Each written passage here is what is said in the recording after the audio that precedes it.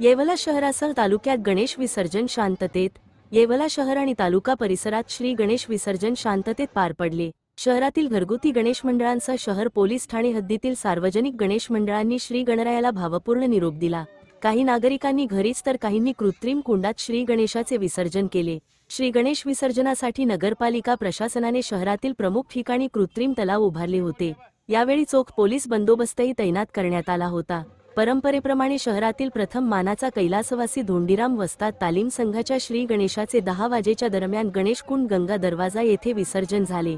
या प्रसंगी तालीम संघाचे महाराष्ट्र केसरी राजेंद्र लोणारी, शिक्षक आमदार किशोर दराडे, माजी आमदार नरेंद्र दराडे, माजी नगराध्यक्ष बंडू क्षीरसागर, शाहूराजे शिंदे, चेतन लोणारी, भोला शेठ लोणारी, कुणाल दराडे, बाळासाहेब लोखंडे, डीवायएसपी बाजीराव महाजन, प्रांत अधिकारी बाबासाहेब गाढवे, येवला शहर पोलीस निरीक्षक अनिल भवारी, तहसीलदार आबा महाजन, नगरपरिषदेचे मुख्याधिकारी तुषार आहेर आदी उपस्थित होते। तर शेवट विसर्जनाचा मान असलेला परदेशपुरा तालीम संघाच्या श्री गणेशाचे 12:30 वाजता विसर्जन झाले। या प्रसंगी तालीम संघाचे पदाधिकारी व गणेश भक्त आदी उपस्थित होते। तालुक्यातील 18 गावांमध्येही सार्वजनिक गणेश मंडळांच्या श्री गणेशाचे विसर्जन शांततेत पार पडले। या गावातही ग्रामपंचायतीने विसर्जनासाठी व्यवस्था केलेली होती।